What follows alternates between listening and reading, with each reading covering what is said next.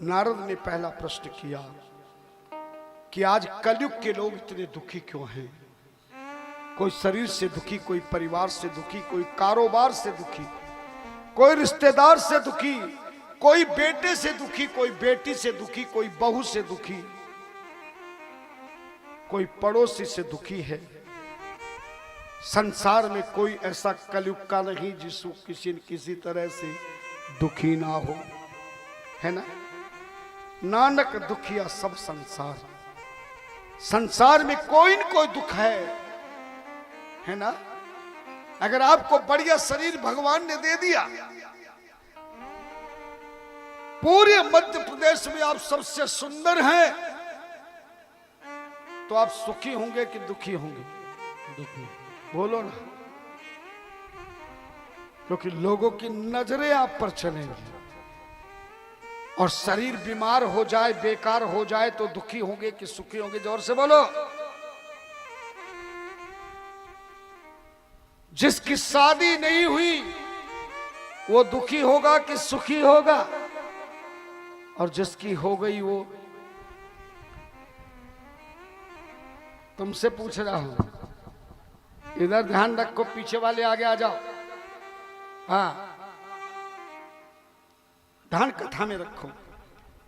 जिसकी शादी नहीं हुई वो भी दुखी, और जिसकी हो गई, और जिस माता को बेटे की बहू ना मिली, बेटा बड़ा हो गया, शादी नहीं हुई, तो दुखी होगी कि सुखी? बोलो ना। दुखी। और जिस माता के 3-3 बेटों की शादी हो गई, 3-3 बहू आ गई, वो दुखी होगी कि सुखी होगी? दुखी।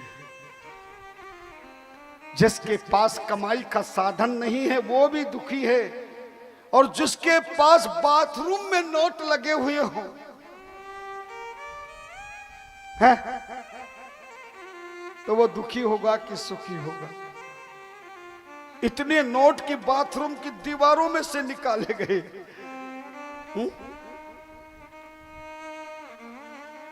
धन ना हो तो दुखी, ज्यादा हो जाए तो दुखी, कच्चा मकान हो तो दुखी, और पक्का बढ़िया बंगला बन गया तो, क्योंकि बिजली का टैक्स, हाउस टैक्स, सफाई का टैक्स है ना, इंसान कहीं भी सुख प्राप्त नहीं कर सकता है। नारद जी ने कहा, महाराज हमें तो वो रास्ता बताइए ताकि कलयुग के लोगों को सुख प्राप्त हो सके। नारद जी से ब्रह्मा ने कहा कि कलयुग के लोग भगवान को नहीं मानते, ना मानते, ना जानते, ना पहचानते हैं। नारद जी बोले, ऐसी क्या बात कह दी महाराज आपने? अरे कलयुग में जितनी मंदिरों में भीड़ होती है, इतनी तो किसी युग में नहीं हुई।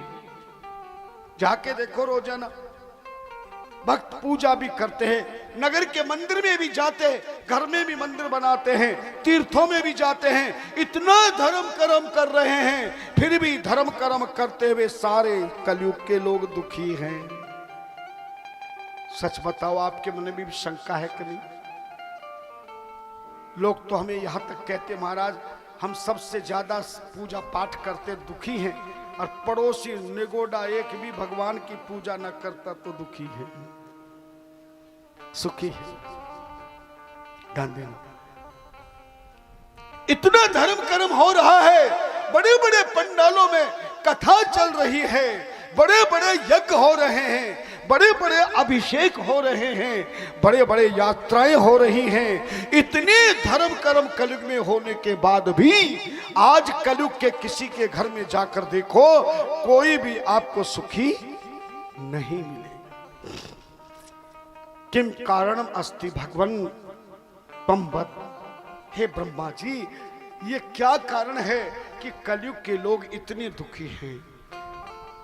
ब्रह्मा जी ने कहा, बेटा कलयुग के लोग भगवान शिव की पूजा भी करते हैं, अभिषेक भी करते हैं, आरती भी करते हैं, बड़े बड़े सत्संग भी सुनते हैं, बड़े बड़े तीर्थों में भी जाते हैं, पर कलयुग के लोग इसलिए दुखी हैं कि वो जितने भी कर्म करते हैं जितनी पूजा पाठ जब तक यज्ञ हवन अनुष्ठान आराधना साधना जितना भी करते हैं वो अपनी मन माने ढंग से करते हैं।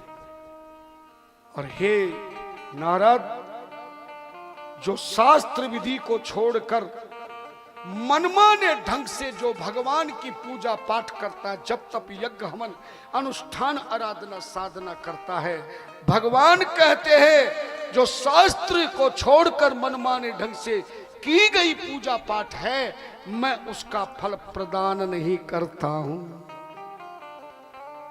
यही बात कृष्ण भगवान ने अर्जुन से कही थी। दूसरे अध्याय में नहीं बल्कि 16वें अध्याय में कृष्ण भगवान ने 23वें श्लोक में, गीता के 23वें श्लोक में जाकर पढ़ लेना। 16वें अध्याय के 23वें श्लोक में भगवान कृष्ण ने अर्जुन को समझाते हुए कहा था, यह शास्त्र विधि उत्सर्जे, यह शास्त्र विधि उत्सर्जे वर्तते काम कारत है, न स सिद्धि वापनोति न सुखम न पराम गति। मैं इस श्लोक का अर्थ बता देता हूं। यह मानी जो शास्त्र विधि उत्सर्जे, शास्त्र विधि को छोड़कर वर्तते काम कारत है, मन माने ढंग से जो कर्म करते हैं, न स सिद्धि वापनोति, उनके किए गए धर्म कर्म का फल प्राप्त नहीं होता। और जब धर्म कर्म का फल प्राप्त नहीं होता तो न सुखम, भक्तों को पूजा पाठ धर्म कर्म करने पर भी कोई सुख प्राप्त नहीं होता, ना पराम गति, और मरने के बाद भी नरक में जाना पड़ेगा, परम गति प्राप्त नहीं होगी। शास्त्र विधि के अनुकूल किया गया कर्म ही परमात्मा प्राप्त करते हैं। स्कूल में कोई कॉपी में कुछ भी लिखी आवे तो नंबर मिल जाएंगे क्या? बोलो ना, नहीं। नंबर उसी को मिलेगा जिसने जैसा लिखा है। भगवान कहते हैं जब धर्म कर्म का विधान ही नहीं जानते तब कैसे कर्म किए गए कर्म का फल मैं कैसे दूं? इसलिए धर्म कर्म करते हुए भी लोग दुखी हैं।